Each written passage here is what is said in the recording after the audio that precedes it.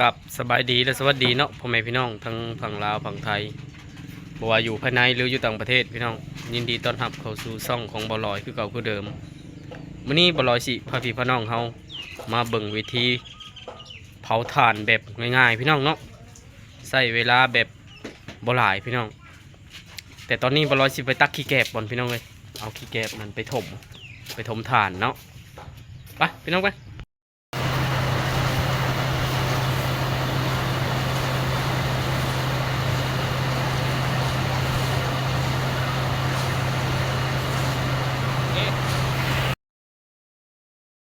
เลยพี่น้องเอ้ยสิไปถมถ่านก่อนบัดนี้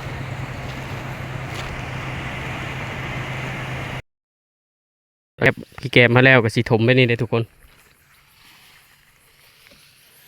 ถมถ่านแบบวิธีง่ายๆพี่น้อง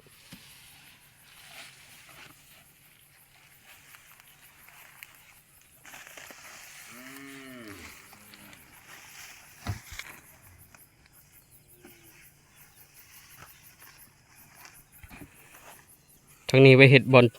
อลเขาสิติดไฟใส่แล้วจึงถมมันครึ่งหนึ่งแล้วเขาก็สิดังไฟก่อนพี่น้อง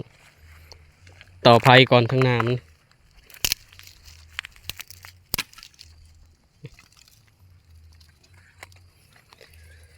หลังจากเขาดังไฟใส่ติดแล้วเขาจึงเอาขี้แกบอีกถมอีกนะขี้แกบเอาแกบถมด้านหน้ามันเลยตัวนี้วิธีแบบง่ายๆพี่น้องจุดทานแบบง่าย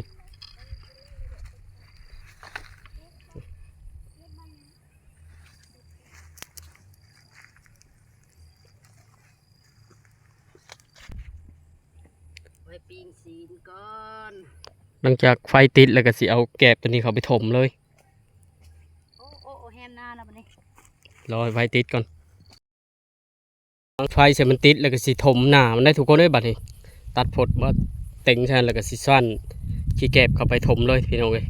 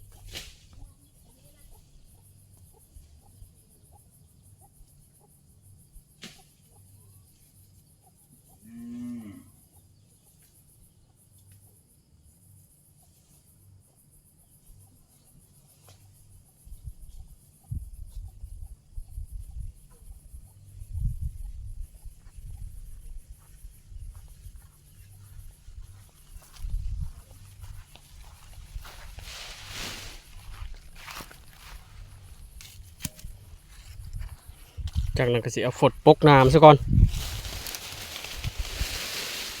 นี่พี่น้องเอาสิทิมผดเส้นนี้เลยทุกคนกึ๊บ